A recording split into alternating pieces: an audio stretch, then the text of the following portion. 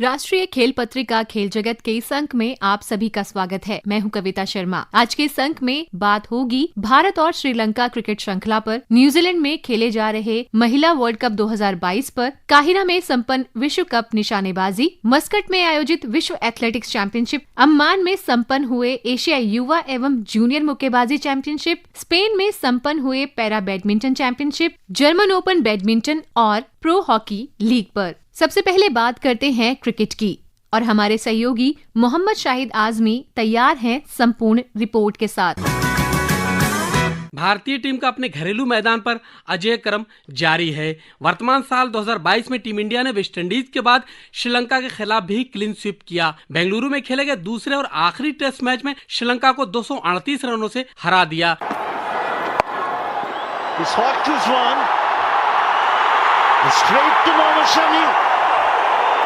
So it's game, set and match to India in 3 days.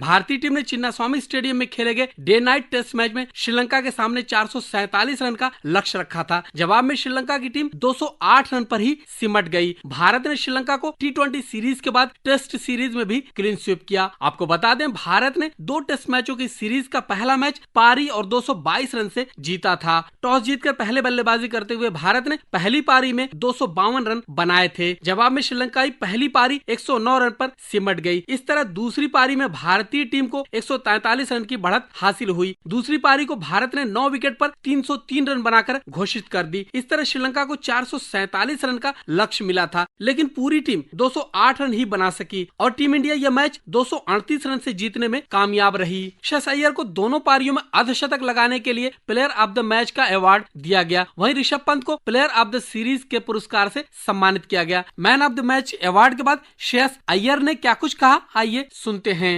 Well, definitely that wasn't my normal approach, but when I saw the batsmen struggling in the first half of the play, I just decided that, I have to be a little bit attacking. At the same time, I have to, change the line and length of the bowler. So I was playing with the mindset of the bowler and I just wanted to be one step ahead of them.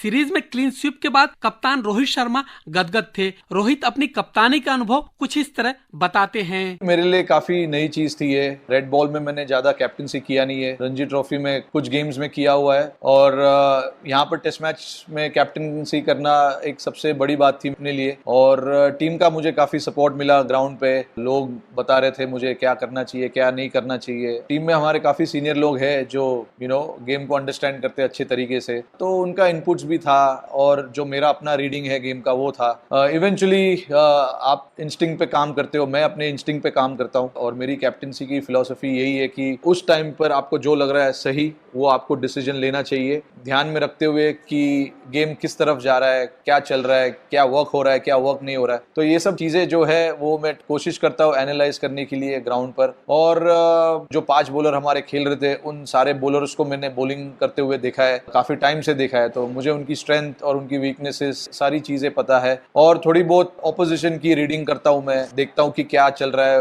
वो किस तरीके से batting कर रहे हैं। ये सारे चीजों का मिक्सचर होता है मेरे कैप्टनसी में। मतलब मैं उस तरीके से कैप्टनसी करना पसंद करता हूँ। आपको बता दें, भारत ने तीसरी बार श्रीलंका के खिलाफ टेस्ट सीरीज में क्लीन स्वीप किया। इससे पूर्व भारत ने मोहाली में खेला गया टेस्ट मैच भी शानदार तरीके से पारी और 222 रन से जीतकर श्रृंखला में 1-0 की बढ़त बना ली थी। पहली पारी में भारतीय टीम ने 8 विकेट खोकर 574 रन बनाए थे। इसके बाद खेलने उतरी श्रीलंका की टीम को भारतीय गेंदबाजों ने 174 रनों पर समेट दिया और फॉलो ऑन खेलने के लिए मजबूर किया। रविंद्र जडेजा को उनके हर फनमौला प्रदर्शन के लिए मैन ऑफ द मैच घोषित किया गया। Yeah, I would say this is my lucky, ground. Whenever I come here, I always get positive vibes.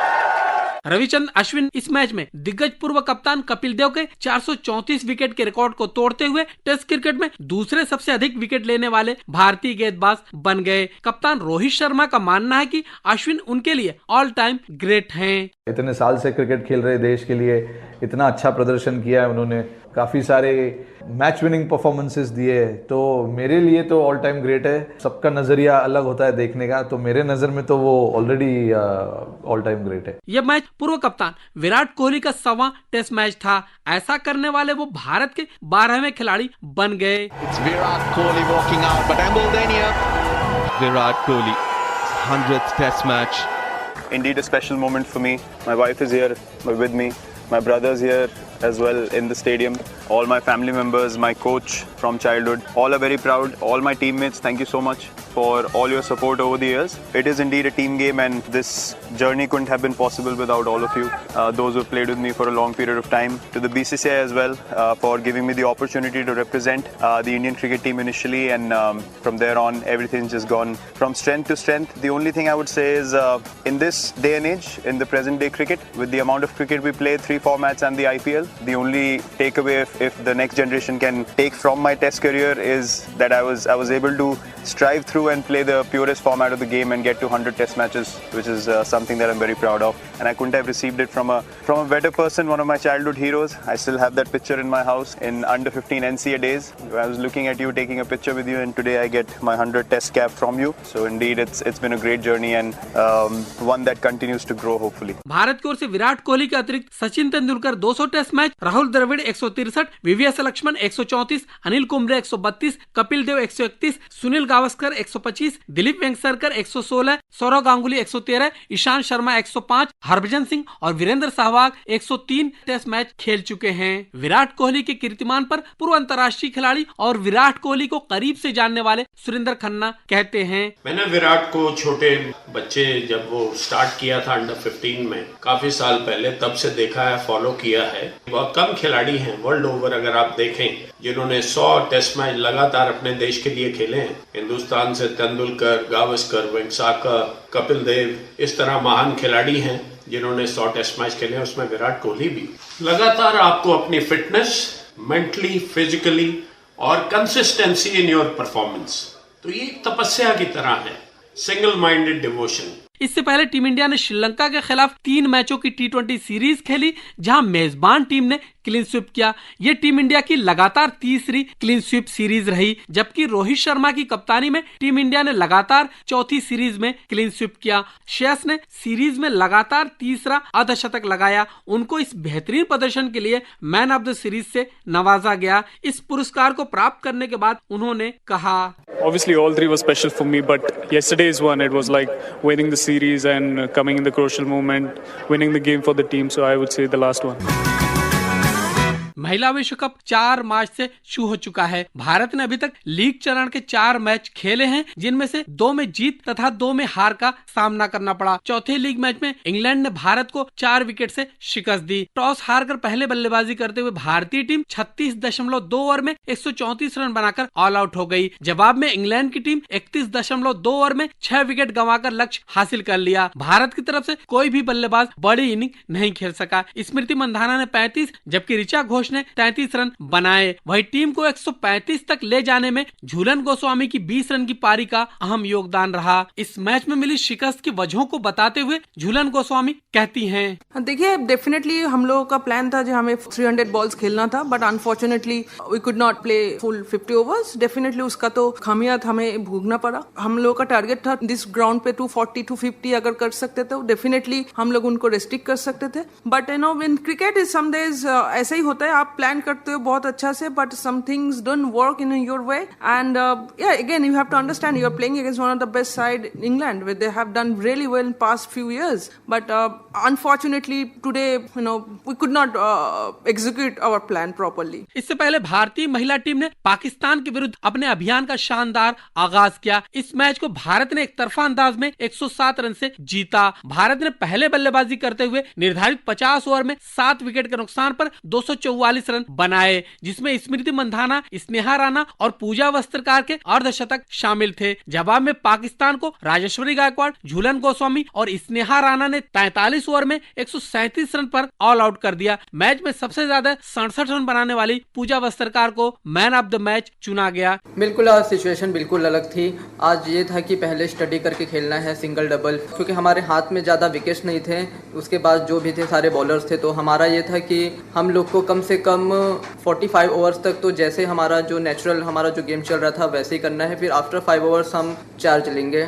इस मैच में अर्धशतक के साथ 2 विकेट लेने वाले ऑलराउंडर स्नेहा राणा ने जीत के बाद क्या कुछ कहा, आइए सुनते हैं। हम लोगों ने स्ट्राइक रोटेशन के लिए ट्राई किया कि हम लोग जितना भी हो सकता है स्ट्राइक रोटेट करेंगे स्टार्टिंग में, और उसके बाद हम लोगों ने यही सोचा था कि हम ज्यादा से ज्यादा अगर हम लोग सिंगल्स लेंगे और डबल्स लेंगे, बिकॉज पिच स्लो थी और ग्राउंड भी थोड़ा स्लो था, तो हम लोगों ने यही सोचा था कि हम 1-on-1 चलेंगे। अपने पहले मैच में पाकिस्तान को एकतरफा अंदाज में हराने वाली टीम इंडिया को दूसरे ही मैच में न्यूजीलैंड से शिकस्त का सामना करना पड़ा। न्यूजीलैंड की टीम ने भारत को 62 रनों से हराकर टूर्नामेंट में अपनी दूसरी जीत दर्ज की। वहीं भारत को 2 मैचों में पहली शिकस्त का सामना करना पड़ा। इस मैच में भारतीय टीम की कप्तान मिताली राज ने टॉस जीतकर पहले गेंदबाजी करने का फैसला किया। 261 रन के लक्ष्य के जवाब में पूरी टीम 46.4 ओवर में 198 रन के स्कोर पर पवेलियन लौट गई। हरमनप्रीत कौर ने 71 रन की पारी खेलकर उम्मीद जगाई, लेकिन टीम जीत की दहलीज से कोसों दूर रही। वहीं तीसरे एक दिवसीय मैच में भारत ने वेस्टइंडीज को 155 रन के बड़े अंतर से मात देकर अपनी दूसरी जीत दर्ज की। टॉस जीतकर पहले बल्लेबाजी करते हुए भारत ने 50 ओवर में 8 विकेट गंवाकर 317 रन बनाए।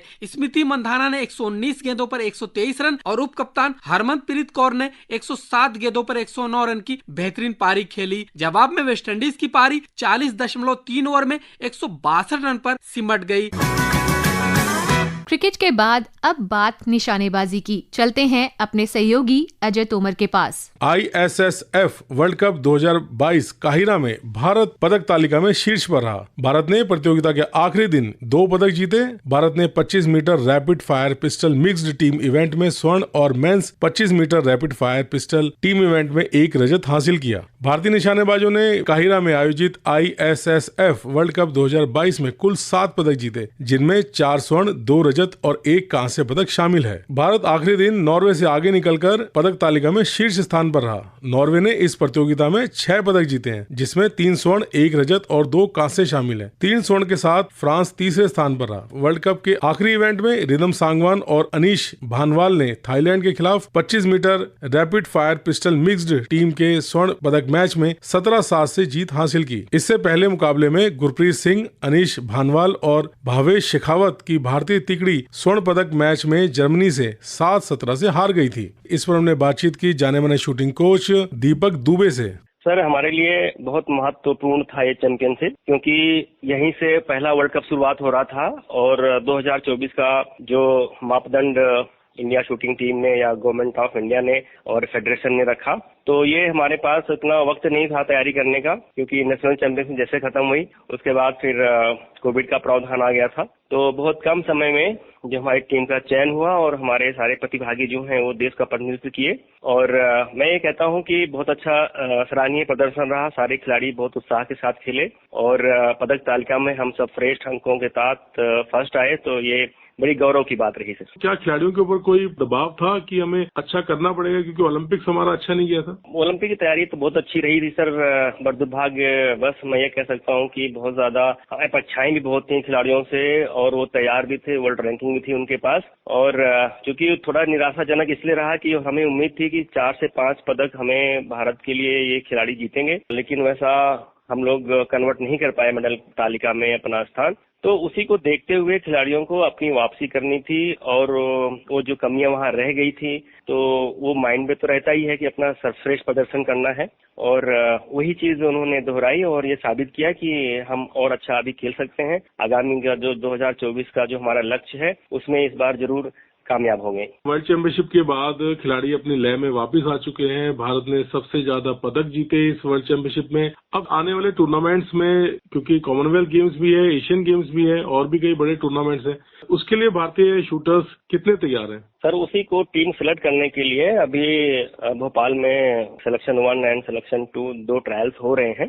तो इनमें से जो खिलाड़ी सेलेक्ट होंगे और उसके बाद हमारा अप्रैल में दिल्ली में फिर अगेन 2 ट्रायल्स रखे गए हैं। तो वो जो इन सारे स्कोर के बेस पे उनका एवरेज निकाला जाएगा और जो टॉप खिलाड़ी उसमें सेलेक्ट होंगे तो उनको जो है, जैसे जूनियर जो खिलाड़ी हैं उनको स्कूल में आने वाले वर्ल्ड कप में जाएंगे और Asian shooting champion Asian games के लिए जो हमारे खिलाड़ी सेलेक्ट होंगे तो उनकी स्पेशल ट्रेनिंग और हर चीज उनकी उस प्रतियोगिता के लिए उनकी तैयारी और गवर्नमेंट ऑफ इंडिया की तरफ से जो भी गाइडलाइन रहेगी वो प्रक्रिया पूरी की जाएगी।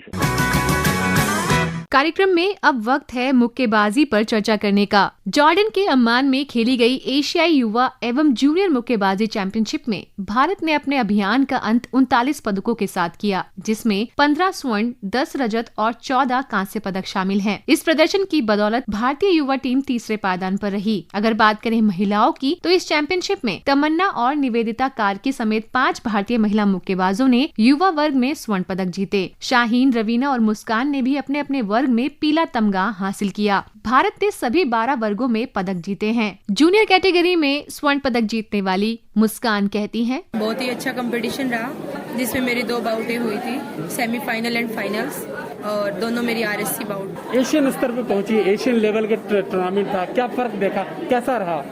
फर्क तो था ही, क्योंकि मेरा ये फर्स्ट टूर्नामेंट था, एशियन का इंटरनेशनल फर्स्ट टूर्नामेंट था और काफी अच्छा गया। एक्सपीरियंस कैसा रहा? एक्सपीरियंस बहुत कुछ सीखने को मिला इतने बड़े लेवल पे खेलने के लिए, और फर्स्ट इंटरनेशनल टूर्नामेंट में मेरी दोनों बाउटें नॉकआउट थी।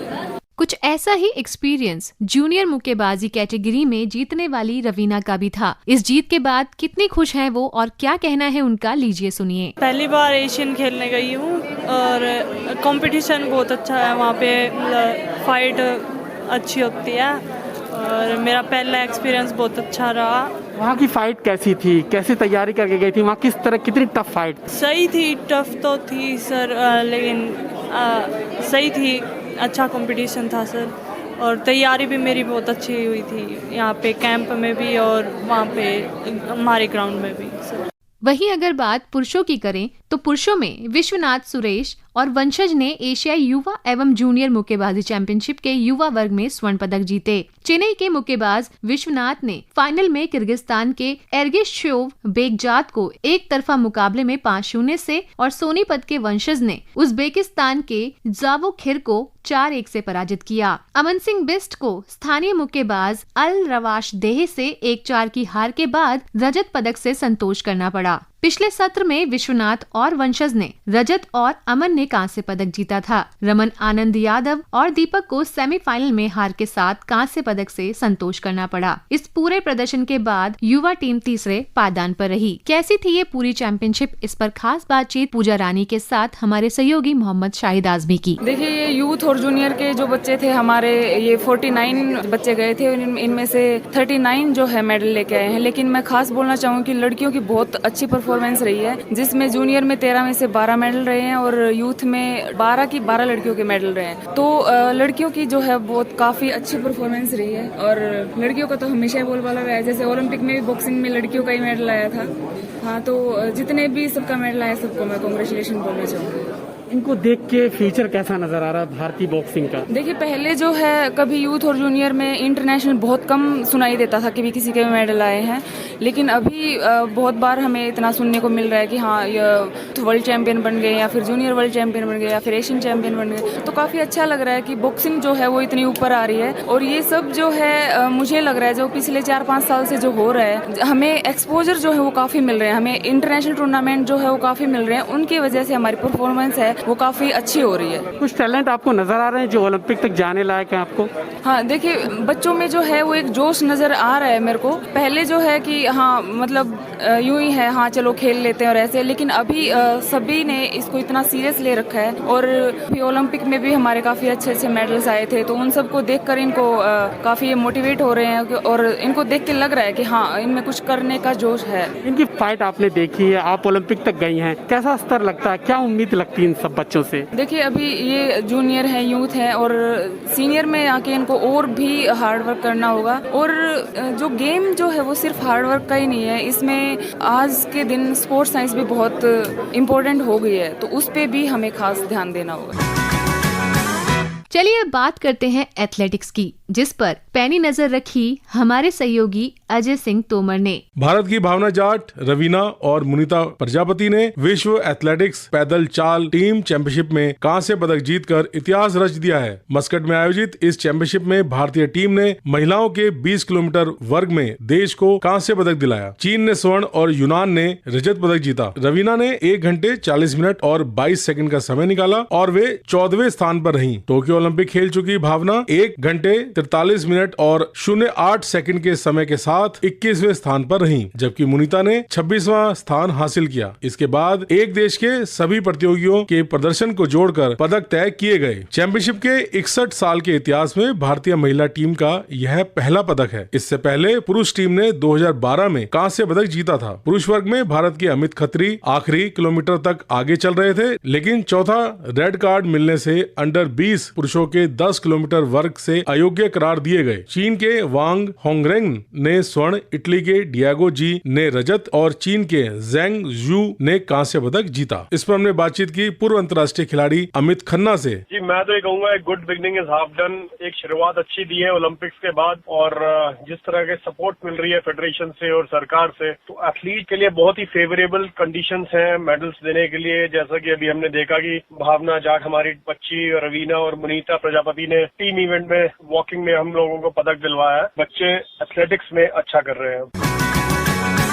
बात करते हैं बैडमिंटन की, जिसमें चर्चा होगी जर्मन ओपन और पैरा बैडमिंटन पर। जर्मन ओपन बैडमिंटन टूर्नामेंट का आयोजन वेस्ट हैंगरी में 8 से 13 मार्च के बीच हुआ। ये इस टूर्नामेंट का 69वां एडिशन था। इस टूर्नामेंट में भारत के उभरते हुए खिलाड़ी लक्ष्य सेन फाइनल तक तो पहुंचे, लेकिन टूर्नामेंट नहीं जीत पाए। अपने शानदार खेल की बदौलत ओलंपिक चैंपियन को मात देकर उलटफेर कर फाइनल में पहुंचे भारतीय स्टार को थाईलैंड के खिलाड़ी के हाथों शिकस्त झेलनी पड़ी और सिल्वर मेडल से संतोष करना पड़ा। विश्व चैंपियनशिप के कांस्य पदक विजेता लक्ष्य सेन को German open super 300 badminton tournament के फाइनल में थाईलैंड के कुलनावुत वितिदर्सान के खिलाफ 57 मिनट में 18-21, 15-21 से हार कर सिल्वर मेडल से संतोष करना पड़ा। दुनिया के 12वें नंबर के खिलाड़ी लक्ष्य सेन ने इससे पहले दुनिया के 20वें नंबर के खिलाड़ी कुलनावुत के खिलाफ 3 मुकाबले जीते थे, जबकि इतने ही मुकाबलों में उन्हें हार का सामना करना पड़ा था। भारतीय बैडमिंटन खिलाड़ी लक्ष्य सेन की इस जीत पर पूर्व बैडमिंटन प्लेयर दिनेश खन्ना कहते हैं, बहुत अच्छा प्रदर्शन था लक्ष्य सेन का और इस प्रतियोगिता में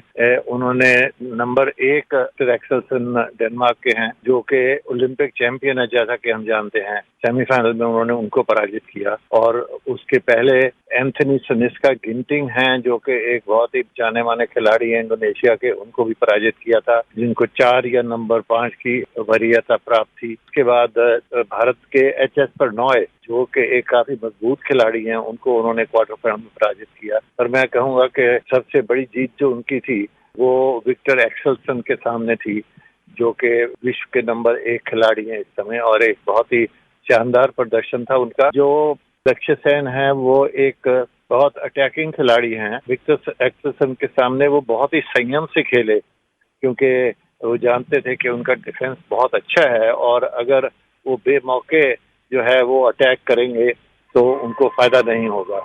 और बहुत पेशेंस की गेम खेले, बहुत संयम से खेले, बहुत मैच्योर्ड गेम खेले और तीसरी गेम में ऐसा लगता था कि अब वो जीत नहीं पाएंगे, क्योंकि 16-9 से पिछड़े हुए थे, पर उस समय उन्होंने एक बहुत ही एक अच्छे टेम्परामेंट का प्रदर्शन दिया। अगर बात अन्य खिलाड़ियों की करें तो Kidambi Srikanth Olympic champion Viktor Axelsen से सीधे गेम में हार कर बाहर हो गए थे। दूसरे क्वार्टर फाइनल में भारत के ही एच.एस. प्रणॉय और लक्ष्य सेन आमने सामने थे, लेकिन दूसरे दौर के मुकाबले में श्रीकांत ने चीन के लू गुआंगझू को हराया था, जबकि प्रणॉय ने हांगकांग के ली चेक यू को मात दी थी। लक्ष्य सेन ने इंडोनेशिया के एंथनी सिनिसुका को हराया था। हालांकि पीवी सिंधु दूसरे दौर में चीन की झांग यी मन के हाथों हार कर बाहर हो गई थी। साइना नेहवाल भी थाईलैंड की रत्नाचोक इतानोन से हारकर इस टूर्नामेंट से बाहर हो गई थी। और अब बात स्पेन में खेली गई पैरा बैडमिंटन चैंपियनशिप की। स्पेन के विटोरिया में 1 से 6 मार्च 2022 तक चले para badminton international tournament level 2 में भारत ने 34 पदकों के साथ घर वापसी की। इन 34 पदकों में 11 स्वर्ण, 7 रजत और 16 कांस्य पदक शामिल थे। 11 स्वर्ण पदक में से 3 पदक दुनिया के नंबर 1 पैरा बैडमिंटन खिलाड़ी प्रमोद भगत ने जीते, जिन्होंने इस खेल के सभी इवेंट सिंगल, डबल्स और मिक्स डबल में ये पदक हासिल किए। स्वर्ण पदक जीतने की लिस्ट में सिर्फ भगत ही नहीं बल्कि उनके साथ सुकांत कदम, कृष्णा नागर, मानसी जोशी और मनोज सरकार भी शामिल हैं। मानसी जोशी और सुकांत कदम ने स्वर्ण पदक के अलावा एक रजत पदक भी भारत की झोली में डाला। इसी के साथ मानसी जोशी अब विमेन सिंगल में दुनिया की नंबर 1 खिलाड़ी बन गई हैं। वहीं सुकांत कदम चौथे पायदान से ऊपर उठकर दूसरे पायदान पर पहुंच गए। पैरा बैडमिंटन के लेवल 1 टूर्नामेंट में भी भारत का अच्छा खासा प्रदर्शन रहा।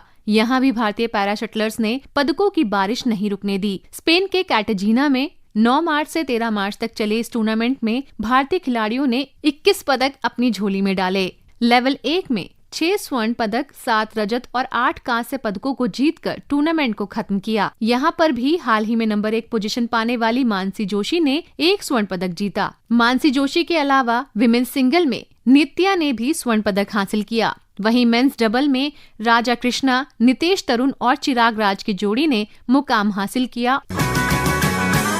और अब बात प्रो हॉकी लीग की। पूरी रिपोर्ट के लिए चलते हैं अपने सहयोगी मोहम्मद शाहिद आजमी के पास। अब चलते हैं हॉकी के मैदान पर। भुवनेश्वर के कलिंगा स्टेडियम में FIH प्रो लीग में भारतीय महिला हॉकी टीम ने शूटआउट में जर्मनी की टीम को 3-0 से हराकर लीग में चौथी जीत हासिल की। इसी जर्मन टीम से एक दिन पहले मिली शिकस्त को भुलाकर भारतीय टीम ने इस मैच को जीतने के लिए अपना पूरा जोर लगा दिया था। नियमित समय में मैच 1-1 के स्कोर के साथ ड्रॉ पर समाप्त हुआ। भारतीय टीम की ओर से खेल के 40वें मिनट में एकमात्र गोल निशा ने किया, जबकि विपक्षी दल की ओर से एकमात्र गोल फेलिशिया वाइडरमैन ने स्कोर किया। निर्धारित समय में कोई और गोल न होने से यह मैच शूटआउट में चला गया और भारत ने जर्मनी को 3-0 से शिकस्त दी। शूटआउट के दौरान भारत की ओर से सलीमा टेटे, संगीता और सोनिका ने गोल स्कोर किया। इस मैच से एक दिन पूर्व भारतीय महिला हॉकी टीम को प्रो लीग में जर्मनी के खिलाफ 2 चरण के मुकाबले के पहले मैच में शूटआउट में 1-2 से शिकस्त का सामना करना पड़ा। कलिंगा स्टेडियम में नियमित समय के बाद दोनों टीमें 1-1 से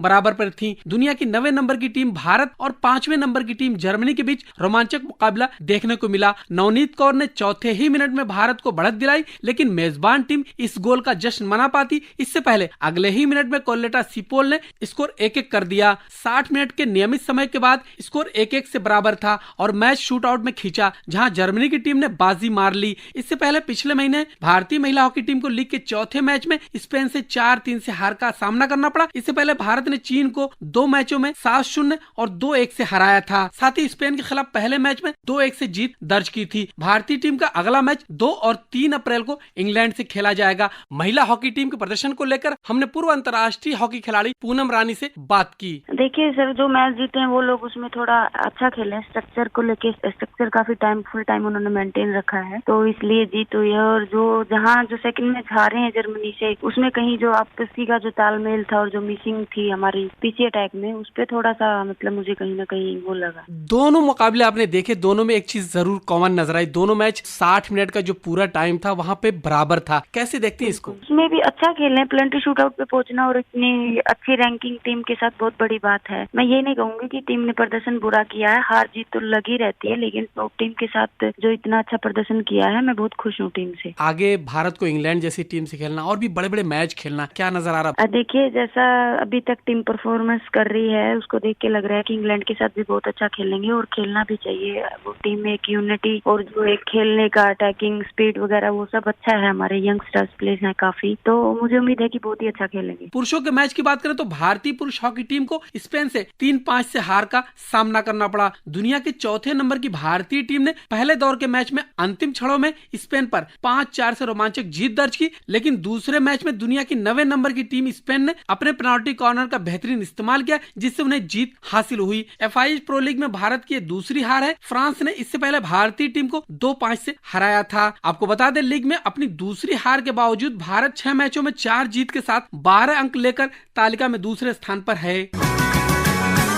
हॉकी के टर्फ से निकल करके अब चलते हैं टेनिस के कोर्ट पर। डेविस कप पर चर्चा करने के लिए संपूर्ण रिपोर्ट के साथ अजय सिंह तोमर। और अब बात कर लेते हैं टेनिस की। भारत और डेनमार्क के बीच खेले गए डेविस कप मुकाबलों में भारत ने क्लीन स्वीप किया और 4-0 से डेविस कप मुकाबले जीते और अब भारत की टीम विश्व ग्रुप 1 के लिए क्वालिफाई कर चुकी है। भारतीय टेनिस टीम ने शानदार प्रदर्शन करते हुए डेनमार्क की टीम को 4-0 से हराकर मुकाबला जीत लिया। अब विश्व ग्रुप 1 में भारतीय टीम को खेलना है। तो इस पर हमने बातचीत की जाने माने टेनिस कोच विनोद कुमार से। डबल्स का मैच हमारा पक्का था। दूसरा, युकी बामनी वर्ल्ड नंबर 80 रहा है, उसे खेलना उसके बिल्कुल सेंस है। अब वो फिट था तो और ग्रास है, उसको खेलना आता है। रामनाथन जो सिंगल्स का नंबर 1 प्लेयर है, तो हमारी जो टीम थी वो बड़ी स्ट्रांग थी।